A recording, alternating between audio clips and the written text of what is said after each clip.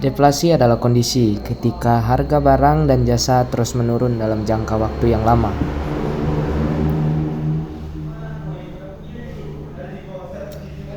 Kedengarannya bagus kan?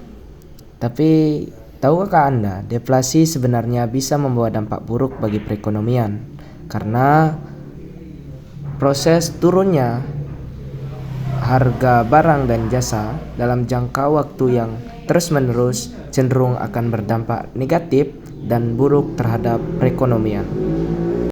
Mau tahu bagaimana caranya untuk mengatasi deflasi? Mungkin sedikit penjelasan dari video berikut ini akan menjelaskan bagaimana cara kita untuk bisa mengatasi deflasi. Stay tuned and enjoy the movie.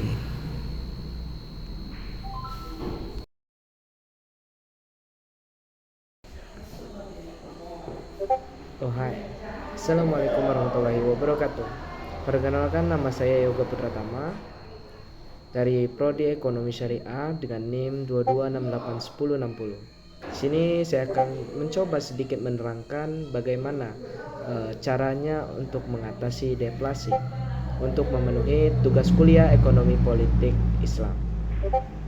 Mungkin berikut penjelasan bagaimana caranya untuk bisa mengatasi deflasi atau terjadinya penurunan harga barang dan jasa secara terus-menerus dalam waktu yang signifikan.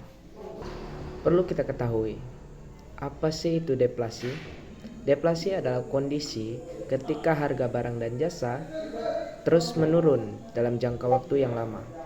Kedengarannya mungkin bagus, tapi tahukah Anda kalau terjadinya deflasi akan membawa dampak buruk terhadap perekonomian suatu negara? Karena kenapa? Karena ketika harga menurun, konsumen cenderung akan menunda untuk berbelanja karena berharap harga akan terus menurun di kemudian hari.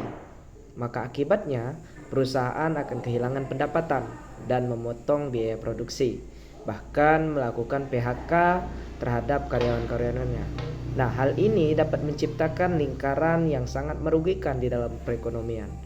Karena menurunnya omset dari perusahaan akan menyebabkan kurangnya pendapatan perusahaan, dan perusahaan akan mencoba untuk mengurangi biaya operasional dengan mencoba mem-PHK karyawan-karyawannya.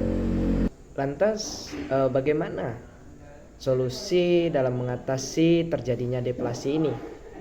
Tentu ada beberapa cara yang bakal ampuh untuk mengatasi deflasi ini. Yang pertama, cara ini bisa dilakukan oleh pemerintah dan juga dilakukan oleh bank sentral. Kita mulai dari yang pertama, yaitu kebijakan moneter ekspansif. Nah, kebijakan ini bisa dilakukan oleh bank sentral dengan cara menurunkan suku bunga dan cetak uang tambahan. Karena kenapa? Karena kebijakan moneter ekspansif ini, bank sentral dapat menurunkan suku bunga untuk mendorong peminjaman dan investasi. Selain itu, kebijakan pelonggaran kuantitatif dapat dilakukan dengan menambah jumlah uang yang beredar di masyarakat. Dengan banyaknya beredar uang di masyarakat, maka dapat meningkatkan minat belanja dari masyarakat tersebut.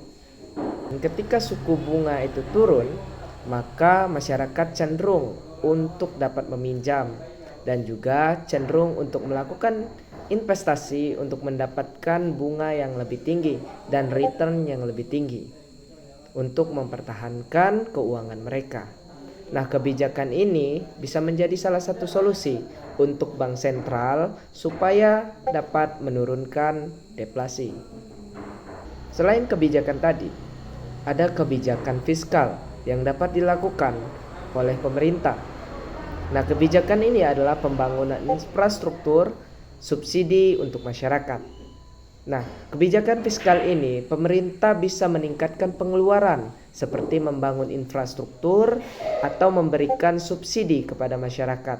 Langkah ini bertujuan untuk mendorong daya beli dan menciptakan lapangan pekerjaan sehingga masyarakat bisa mendapatkan banyak pemasukan dan juga bisa meningkatkan daya beli masyarakat untuk tidak terciptanya deflasi tadi.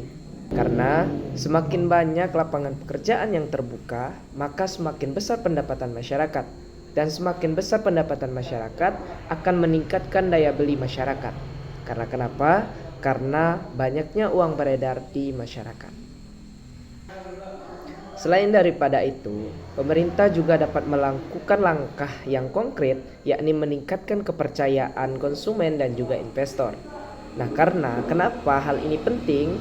Karena kepercayaan konsumen ini sangat penting dan berdampak terhadap daya beli atau daya konsumtif masyarakat. Nah, lantas bagaimana dengan kepercayaan investor? Pemerintah harus juga meningkatkan kepercayaan investor dalam melihat kestabilitas ekonomi yang ada, sehingga investor dapat tertarik untuk berinvestasi di suatu negara tersebut. Dengan melihat kondisi ekonomi yang sangat baik, itu bisa menjadi suatu pemikiran atau suatu peluang untuk investor dapat melakukan investasi, sehingga kestabilan ekonomi di suatu negara tersebut dapat terjalankan. Dan yang terakhir, kita bisa melakukan dengan cara mengatasi akar masalah dari deflasi ini. Deflasi sering disebabkan oleh masalah yang mendasar, seperti lemahnya permintaan konsumen atau produktivitas yang berlebih. Nah, beberapa langkah yang dapat kita ambil untuk mengurangi hal tersebut. Yang pertama, itu kita bisa mengurangi overproduksi. Overproduksi yang bagaimana?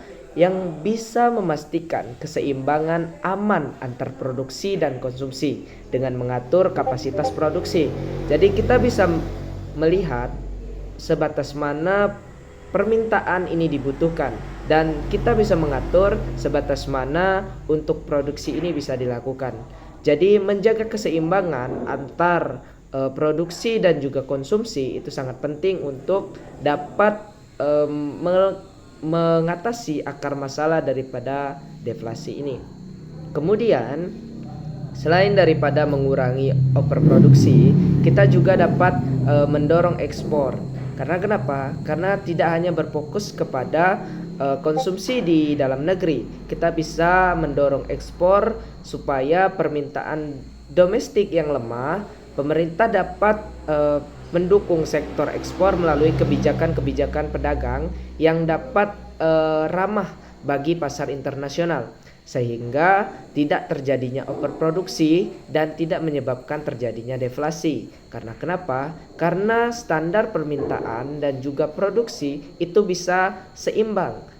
Karena dengan tercapainya keseimbangan produksi dapat mengurangi dampak terjadinya deflasi. Karena kenapa? Karena jika permintaan itu sesuai atau seimbang dengan kadar produksi, maka suatu perekonomian akan berjalan dengan baik dan tidak terjadinya deflasi.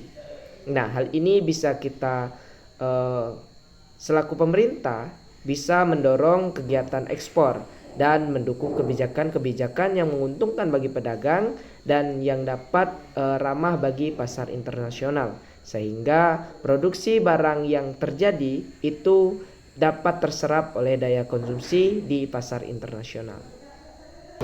Itu mungkin beberapa cara untuk dapat mengatasi deflasi, yang pada kesimpulannya deflasi dapat diatasi melalui kombinasi kebijakan moneter, fiskal dan juga reformasi struktural. Upaya bersama untuk mendorong daya konsumsi, investasi dan stabilitas ekonomi itu sangat penting agar ekonomi kembali tumbuh.